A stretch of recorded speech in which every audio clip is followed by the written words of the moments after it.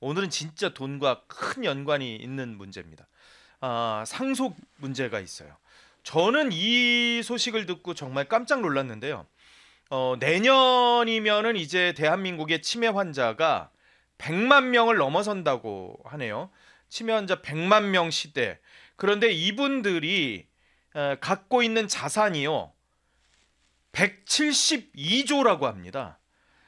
치매 환자들이 갖고 있는 자산이 172조. 대한민국의 올해 예산이 얼마인지 아세요? 650조가 조금 넘습니다.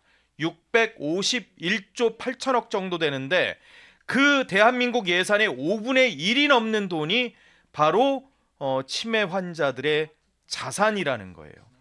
그런데 이분들의 돈이 그럼 왜 중요하냐? 바로 상속 문제가 또 직결되고 있기 때문입니다. 이분들뿐만 아니에요. 지금 뭐 미국을 비롯해서 프랑스나 서구 사회에서는 유언장이 아주 일상화돼 있다고 하고요. 특히 프랑스는 유언장을 아예 공공기관에서 관리를 할 정도의 상황이라고 합니다. 그 유언장이 왜 중요하겠습니까? 바로 상속 때문일 겁니다. 고령사회가 되면서 이 상속 문제는 이제 전 국민이 같이 느껴야 될 그런 문제거든요. 그 문제를 위해서 바로 이 상속도 전문으로 상속 사건을 또 많이 하셨어요. 신은숙 변호사와 오늘 그 얘기를 좀 해보도록 할게요. 상속도 이혼만큼 엄청 첨예하죠. 대단히 첨예하죠. 왜냐하면요, 우리가 인격적으로 다 고뇌해서 예. 본인의 자존감이라든가 인격이 훼손됐을 때 화를 낼 것 같지만 네. 본인의 권리, 특히 돈에 대해서 1원이라도 침해된다면 대단히 예민합니다. 그렇죠. 그러다 보니까 상속이라면 그게 돈 문제잖아요. 예. 빚 때문에 다투지는 않거든요. 포기해버리면 그만이니까요. 예. 돈 문제이기 때문에 정말 갈등이 심하고 절대로 합의되지 않습니다. 합의가 안 돼요? 가족 간의 분쟁은 합의가 안 됩니다. 그리고 가족이면 합의가 될 것 같은데. 아닙니다. 남 같은 경우 오히려 합의도 잘 되고 재판부가 이렇게 어느 정도 건의하면 화해도 잘 합니다. 근데 가족 간에는 그 소송을 시작하면서부터 이미 원수가 됐기 때문에 다시는 합의하지 않습니다. 오히려 가족이 소송을 시작하면 완전히 남보다 더 못한 존재가 되는군요. 원수가 돼서 제가 세상에서 못 들어본 욕은 그 상속 사건 법원에서 많이 들어봤어요. 법정에서 거기서요. 그 뭐 XX는 기본이고요. 상대한테만 하는 정도가 아니라 그 대리하는 변호사들한테까지 엄청난 폭언을 퍼댑니다. 변호사들한테도요? 네. 같이 동일시해 버리는군요. 그렇죠. 어떻게 저런 뭐 XX를 변호할 수 있느냐 뭐 이런 식으로 해서 엄청나게 변호사들 폄훼합니다. 결국 돈 앞에 가족이 더 상황이 안 좋아지는. 시작은 처음에는 이제 그 사람이 괘씸해서 부모님한테 잘하지도 못하면서 권리를 주장하니까 이렇게 시작하는데 소송이 1년, 2년 항소하고 대법원까지 3년 이렇게 가다 보면 결국 돈 싸움입니다. 결국은요. 1원도 안 뺏기려고 하는 돈 싸움. 가족끼리 1원 또 안 뺏기려고 하는. 맞습니다. 야, 그런데 지금 말씀하셨습니다만 사실 상속 문제 이런 문제들이 결국 돈 문제인데 사례를 좀 주셨어요. 부모가 자녀의 연을 아예 끊어버린 그런 또 경우가 있었다고 하시네요. 부모가 자녀와 연을 끊은 사례들은 너무 많아가지고요. 너무 많다고요? 너무 많아가지고 실제로 이제 제가 경험했던 부분은 이분들은 소송까지는 갈 수는 없는 사안인데 두 분 다 이제 암 말기셨어요. 부모가 다. 네, 어머님, 아버님 다 암 말기셨고 연세가 80이 넘어서 90 가까이 되셨어요. 근데 그분들이 오셔가지고 저한테 하시는 말씀이 자녀가 둘인데 그 자녀한테 상속을 1원도 주고 싶지 않다. 그래요? 그 방법을 알려달라는 거예요. 자녀한테 1원도 주고 싶지 않다? 근데 본인들이 이제 앞으로 길게 살아 10년도, 5년도 못 살 거다. 1원도 주고 싶지 않으니까 그 방법을 알려달라는 거예요. 근데 그게 방법이 없습니다. 그래요? 왜요? 방법이 없어요. 그러니까 자녀한테 미리 상속을 포기하라고 하실 수도 없고 그래서 제가 그랬어요. 다 쓰세요. 다 쓰세요? 그랬더니 하루에 1억씩 써도 다 못 쓰신대요. 그러니까 이미 부모가 다 본인들이 다 암인데도 불구하고 하루에 1억씩 써도 다 못 쓸 정도로. 못 쓰신다고. 그러니까 쓸 수도 없고 그러니까 누구한테 줄 수도 없고 언제까지 살지도 모르잖아요. 그러니까 줄 수도 없고 그래서 방법이 없다라는 거죠. 그래서 그분들 같은 경우 저한테 최종적으로 물어보는 게 호적을 파달라. 그래서 대한민국에 호적을 파는 제도는 제가 없습니다. 그랬어요. 그거는 법적으로는 불가능한가 보죠? 불가능해요. 저희가 그냥 흔히 말로는 너 호적 파가 뭐 이렇게. 아니, 대법원 판례도 있습니다. 가족끼리 합의를 해서 호적을 파기로 했어요. 근데 대법원에서 너희들이 합의해도 안 돼. 우리나라 제도에선. 그래갖고 호적 다시 부활했습니다. 아예 대법원까지 간 사건이 있군요. 예. 진짜 부모 자식 간에 아예 합의까지 합의를 해서 호적을 파기를 합의를 했어요. 예. 그래서 그게 다툼이 돼서 대법원까지 갔는데 대법원에서 불허했어요. 야, 그러니까 이거 호적 파가라고 해봐야 이게 소용이 없다는 거군요. 네네. 그럼 있는 돈을 다 써야 된다라는. 그렇죠. 그래서 저는 그 사안과 관련해서 부모님이 문제인지 예. 자녀가 문제인지는 솔직히 모르겠어요.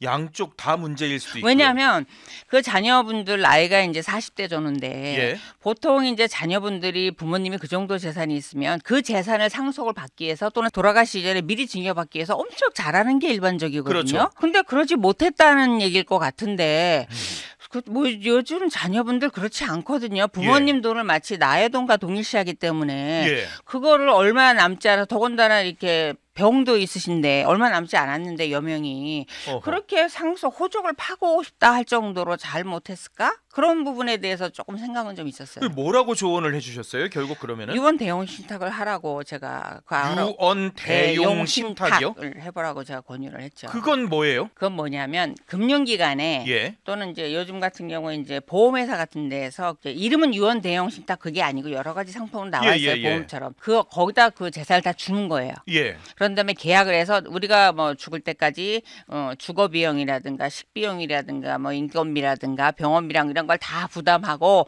남는 거는 어떻게 처리해라 이렇게 계약을 하면서 재산을 넘기는 거예요. 신탁이기 때문에.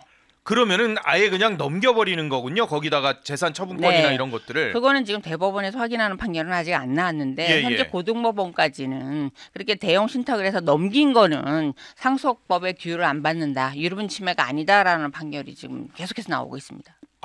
고등법원까지는 예, 대법원 판례는 아직까지는 그러면은 그건 확인이 안 됐고요. 그래서 일단은 만약에 자선단체 같은데 기부를 하잖아요. 예. 이런 것도 유류분 소송하면 반은 도로 토해내야 돼요.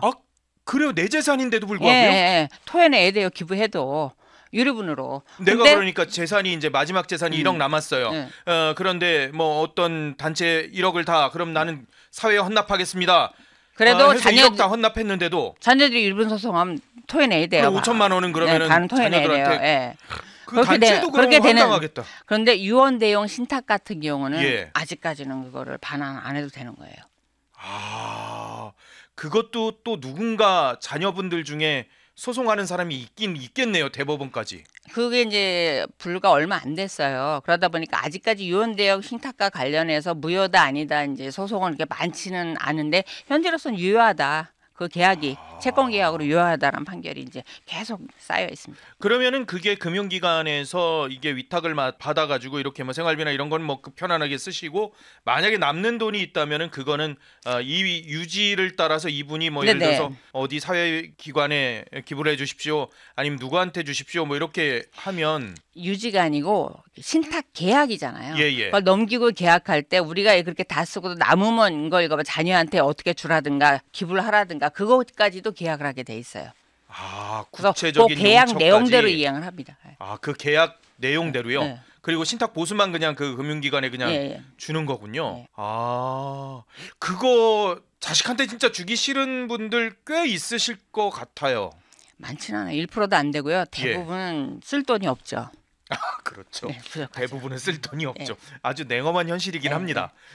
그렇지만 아주 예외적인 경우들이 있었는데 이런 분이 계셨다는 거군요. 그러니까 80대 부부신데 암까지 걸리셨는데 그분은 제 사무실에 3번을 오셨어요. 3번이나요? 네, 근데 올 때마다 이제 병색이 짙어지시더라고요. 안타까운 사연이죠. 근데 그분들은 과연 부모와 자식 간에 무슨 일이 있었길래 과연 그렇게까지 했을까 진짜 궁금하긴 하네요. 네. 그건 너무 사적인 영역이니까 뭐 저희가 이런 경우도 있다고 해요. 구남매의 아버지가 돌아가시면서 상속자가 10명이 돼 버리는 그런 사연이 또 있었다고 해요. 9남매셨고 이제 어머님까지 해서 10명인 거죠. 근데 이제 그 부모님이 사시던 유일한 집이 하나 있었어요. 예. 당시에 그 아파트 가격이 16억이었어요. 16억 정도. 그때가 한 20년 전이니까요. 20년 전에 16억이면은 네, 어마어마한 거 아니겠습니까? 그거를 둘째 딸한테 증여를 하신 거예요. 생전 증여를 하신 거예요. 생전에요? 생전에 들끼리 이전해 주신 거예요. 어머님, 아버님 반반 지분 갖고 계시다가. 근데 그 중에서 이제 차남이 소송을 걸은 거예요. 아버님 지분에 대해서 유류분 청구를 한 거죠. 아버님이 돌아가신 뒤에요? 예. 근데 그 아버님이 그 둘째 딸한테 그거를 증여를 생전 증여한 이유가 있어요. 예. 둘째 딸이 결혼도 안 하고 밑에 동생들을 다 대학교까지 졸업시켜서 결혼까지 다 시킨 거예요. 그러니까 그리고 돌아가실 때까지 부모님 모셨고 현재도 어머님을 모시고 계시고 그러니까 그거에 대한 보온으로 증여를 해준 거거든요. 예. 근데 그거에 대해서 유류분 청구가 들어오니까 어머님이 화딱지 나니까 소송 끝나기 전에 2분의 1을 또 딸한테 맞아 증여해줬어요. 이 괘씸한 녀석들. 본인이 그 아파트의 절반 지분을 갖고 계셨으니까. 네, 그거를 소송 시작하니까 소송 중에 그 딸한테 마저 증여를 하셨어요. 그러니까 온전히 이제 그 둘째 딸한테 다 간 건데 그 소송이 2심을 갔는데 결국 최종적으로 그 다른 자녀들이 가져간 게 1인당 800만 원 정도. 그러니까 16억의 절반이면 8억을 원래 그 따님 둘째 딸한테 줬었는데 그러면은 그거를 원래 8억을 10분의 1로 나눠달라 이거였었잖아요. 8천씩은 나눠 가져야 되는데 800만 원 정도. 8천의 절반이니까 최소 4천 5천은 가져가야 되는데 그거가 이제 800만 원 가져간 게 그 법에도 눈물이 있다는 얘기했잖아요. 눈물이 있군요. 그럼요. 상속재산 같은 경우는 보통 판사님들은 눈물이 있어요. 상속재산 같은 경우는 엄격해요. 그걸 뺄 수가 없어요. 구구단이에요. 2인사, 2사문요. 이게 고무줄처럼 늘어나지 않아요. 그러니까 재판부도 이제 안타깝고 사실 그 둘째 딸이 다 했는데 괘씸하잖아요. 그러니까 재판부도 그렇고 저희도 머리를 싸매고 앉아서 뺄 수 있는 걸 다 빼보자. 하다못해 틀니 비용, 병원비, 일체 그런 거 원래 안 빼거든요. 왜냐면 자기 부양 부분이 있기 때문에 그걸 다 뺀 거예요. 16억 그 나머지 8억에서 비용으로 그러니까 뺀 거예요. 비용을 그때 모셨던 비용에서 굵직굵직한 거 하고 다 뺀 거예요. 빼고 나머지를 이제 n분의 1을 나누니까 이제 800만 원 이렇게 된 거죠. 야, 그 계산하기 정말 어려우셨겠습니다. 많이 어려웠습니다. 근데 그건 괜찮았는데 10명 이제 법정에 치열해요. 상속사건 다 와요. 법정에. 나머지 형제들도요? 네. 그러니까 대표적으로 그 소송 거신 남편 온 게 아니라 다 와요. 나머지 형제들도 다 오고 어머님이 지팡이 짚고 오시는데 두 줄로 앉아요. 이렇게 원고 펴고 이렇게 두 줄로 앉았는데 어머님이 이제 둘째 아들이 미울 거 아니에요. 그러니까 지팡이 일부러 다리가 아프시거나 들고 오세요. 근데 둘째 아들이 저기 딱 들어오면은 판사님도 안 무서워요. 벌떡 일어나고 지팡이를 들고 이제 나이 자식 그리고 또 막 휘둘리고 따라가면 그 아들은 이쪽으로 돌고 어머님 이쪽으로 돌고 난리도 아닙니다. 법정이 아주. 그래도 판사님이 참으세요. 굉장히 판사님들 그런 거 그 소란 피우는 거 굉장히 싫어하시죠. 싫어하고 엄격하시거든요. 참으세요. 그 사연이 너무 황당하지 않습니까, 사실. 근데 뭐 변호사 입장에서 그거 정도는 황당하지도 않습니다. 아니 너무 황당한데 이거. 아니요. 상속 사건에서 흔하게 벌어지는 일이에요. 아니 그래도 구남매가 있는 상황에서 그 부모도 다 모시고 지금 심지어 어머니까지 모시고 있는데 그 정도는 약하고요. 시간이 될지 모르겠는데 한 사례만 짧게 얘기하면 아니요 길게 얘기하셔도 돼요. 그 아버지가 돌아가실 때 자녀가 둘이 있어요. 딸이 직접 낳은 딸이 있고 아들이 없으니까 장자 집안에서 작은 집에서 양자로 된 아들이 있었어요. 그러고 돌아가셨는데 이제 상속인으로 어머니하고 그 딸하고 아들 3명이 상속인이잖아요. 근데 딸이 욕심이 많아갖고 거의 전 재산을 다 가져갔어요. 싸우고 난리 쳐가지고 그러다 보니까 감정이 상해가지고 그 어머님이 그 딸하고 안 살고 자기가 난 딸하고 안 살고 그 양자인 아들하고 살았는데 그 가정에서 재산권 나눈 가지고 너무 분란이 커서 그 아들이 자살을 극단적인 선택을 해버려요. 아이고. 그러니까 극단적인 선택을 했는데도 그 며느리가 재혼하지 않고 그 시어머니가 돌아가실 때까지 모셨어요. 모시는 가정에서 좋은 재산은 다 딸이 전문직이었어요. 돈도 되게 많았거든요. 좋은 재산 다 가지고 찌끄레기 별로 재산도 안 되는 건 몇 개 가지고 있었는데 그거를 그 며느리한테 다 증여를 하세요. 고맙다고 돌아가시기 전에. 시어머니가. 근데 돌아가자마자 딱 3일째 되는 날 소장이 들어왔어요. 그러니까 미리 써놨다는 얘기죠. 누구한테요? 딸이 며느리한테.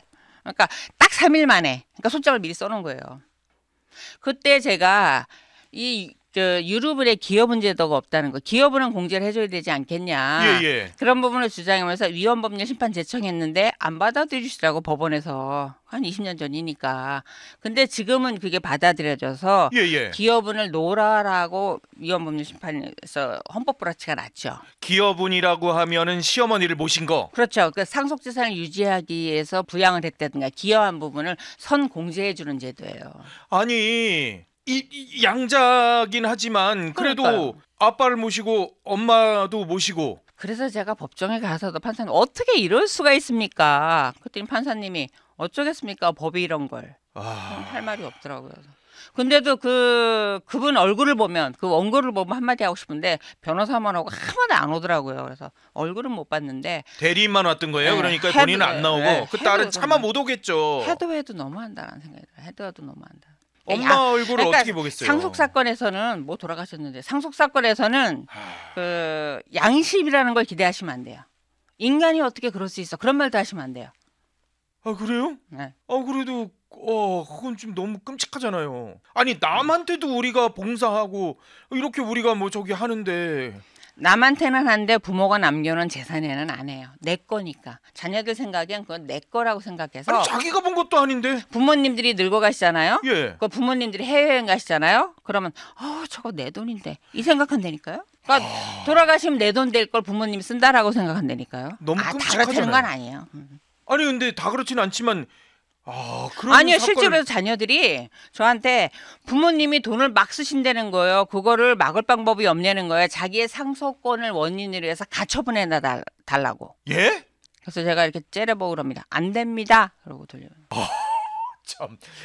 아니 그 아까 상속인이 10명 있었던 것도 결국 차남이 생전에 증여했던 거에 대해서 그때는 문제 제기를 안 하다가 나중에 이걸 또 문제 제기를 할 수가 없어요. 생전에 부모님이 자신의 재산을 팔아먹던 누구한테 주든 그걸 막을 방법이 없어요. 돌아가신 다음에만 문제 삼을 수 있어요. 그러니까 그 차남도 돌아가시길 기다렸다는 듯이 하고 그게 2심까지 갔잖아요. 예. 양쪽 변호사비만 수천만 원 들었어요.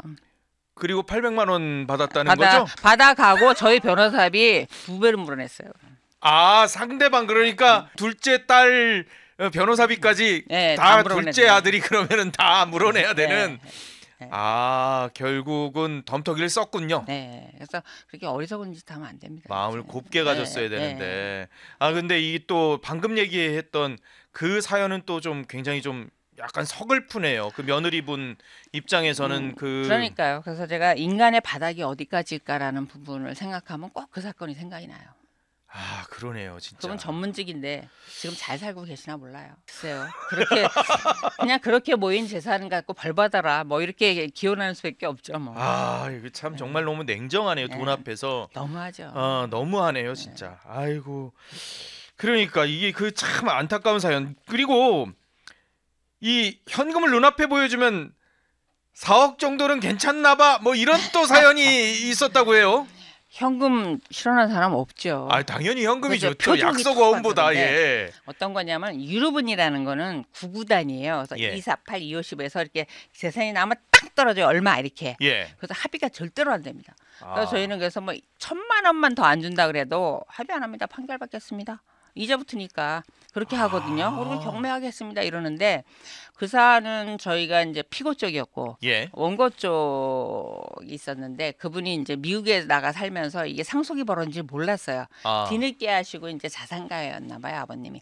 뒤늦게 알고 이제 유류분 소송이 들어온 거예요. 그래서 계산을 해보니까 한 24억 정도 돼요. 근데 우리 쪽에서 이제 부모님한테 워낙 많이 받으셨어요.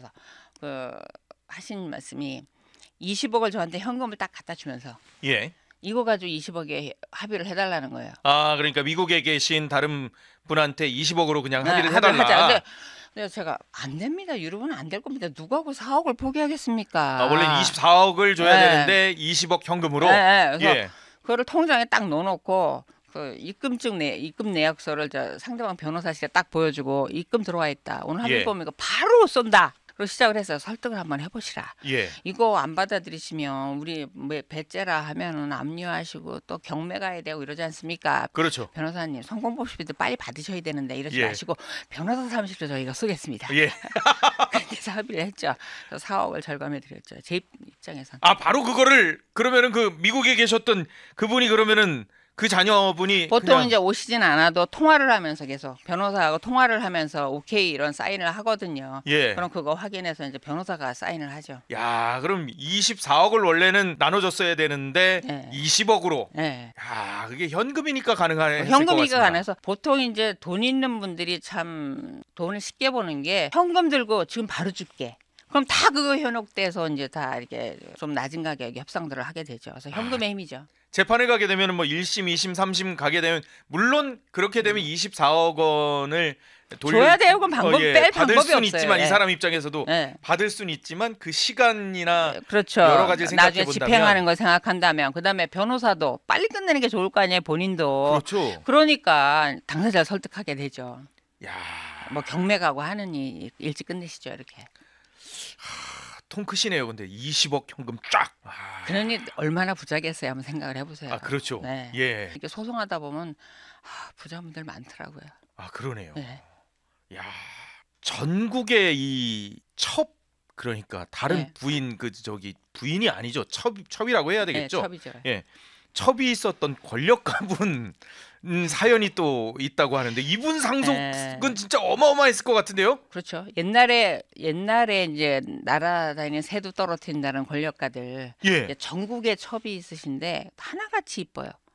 그 당시에 이제 요정 이런 게 있던 예. 시절이니까 거기 있던 이제 젊은 아가씨들 이런 아가씨들에서 너무너무 이뻐요. 그래서 예. 그 당사자분 그 엄마분들 이렇게 모시고 오면 평범한데 옛날 사진 보여주면 이게 기절할 정도로 이뻐요. 근데 보통 이제 그런 데를 본처분 같은 경우가 거기에 전국에 몇 명이 있는지도 모르고 예. 인지소송을 해서 한 것도 아니고 돌아가실 때까지 이제 인지청구를 안 했어요. 예. 그런데 돌아갔다는 연락을 받고 인지청구를 하고 이제 유류분 청구 들어가는 사안이었거든요. 예. 재산이 엄청나게 많을 줄 알았어요. 근데 그 본처 사이의 자녀들은 회사도 갖고 있고 엄청나게 돈이 많아요. 예. 근데 저희가 조회를 찾아보니까 돌아가신 분 그 실버타운에 전세 보증금 6억이 전 재산 딱 하나 그거 남겼어요.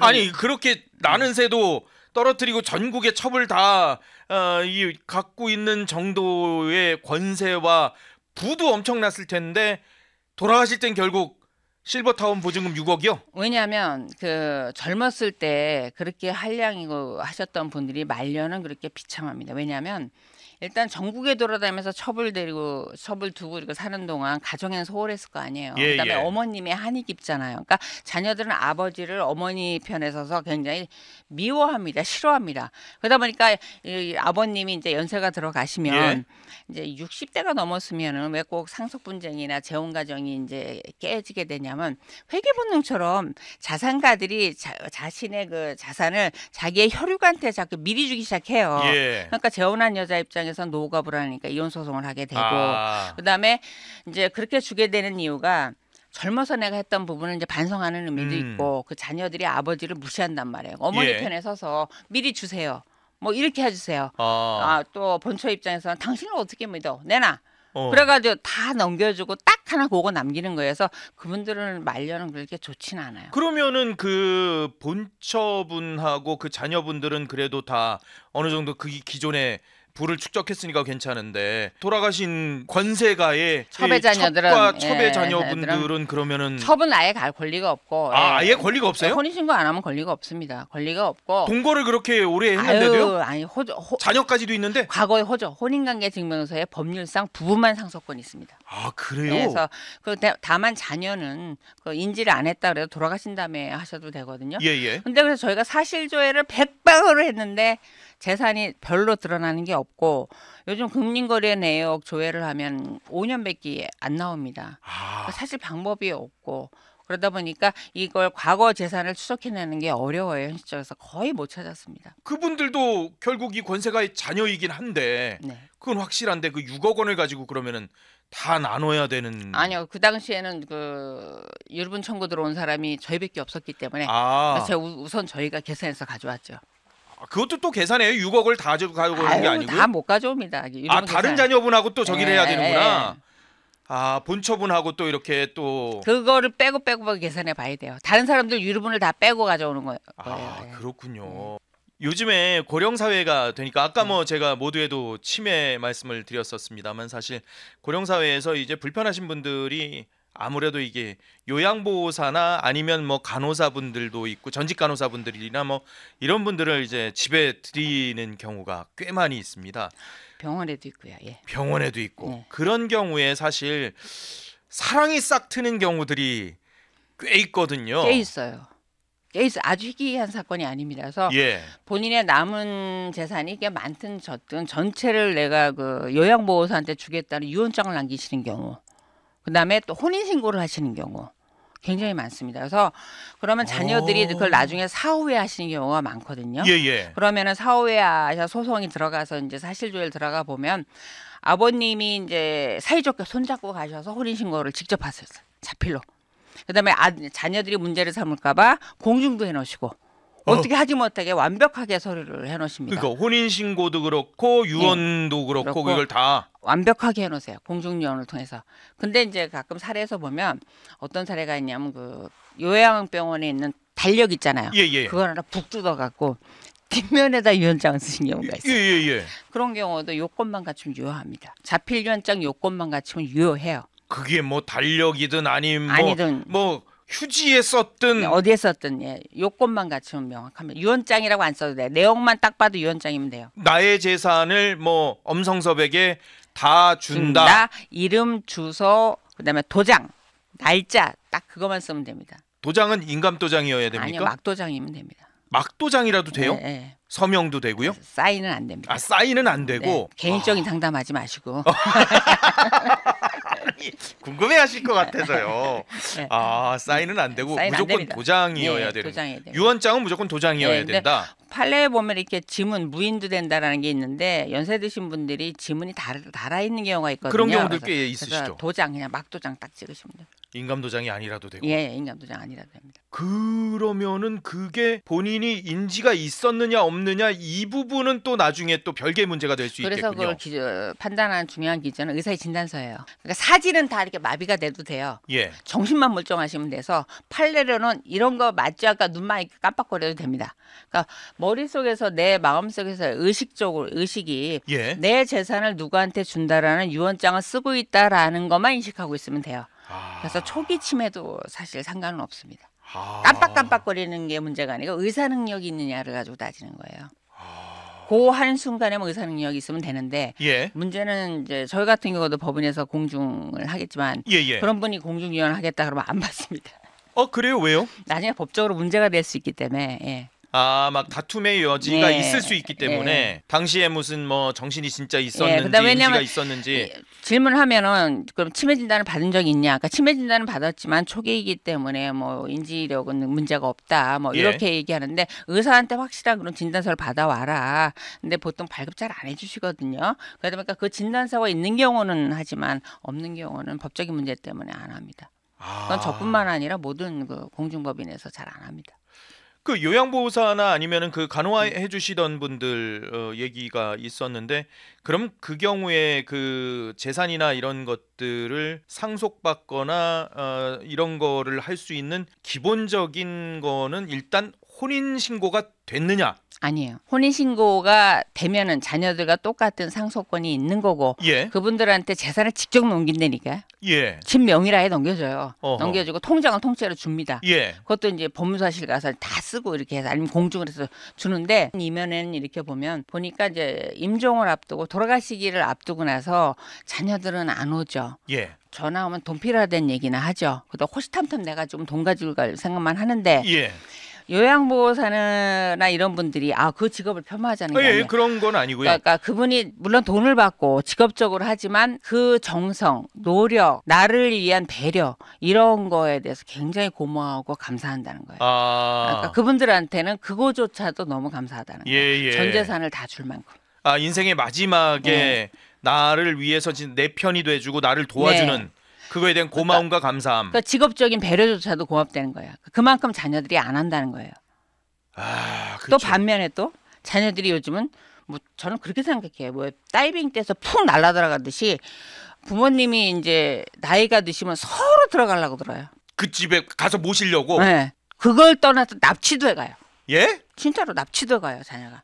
근데 나중에 돌아가시고 나서 보면 진짜 마지막에 함께 살았던 자녀한테 이미 전 재산이 다 가 있어요. 그걸 주신 건지 막 갖다 찍은 건지. 그러니까 다른 자녀들은 도장을 훔쳐다 찍었다 그러고 예. 그 자녀는 주셨다 그러고 어느 말이 맞는지는 모르겠는데 예. 어쨌거나 그 자녀한테 대부분의 재산이 가는 건 맞아요. 거의 그러니까 마지막에 모셨던 뭐 그게 뭐 아까 뭐 납치라는 표현까지도 쓰시긴 하셨는데 진짜 납치가 간다니까요. 왜냐하면요 구차 불러가지고 문 따고 다른 사람들 모르게 그냥 싹 잠적해 버린다니까. 그게 납치지 뭐예요?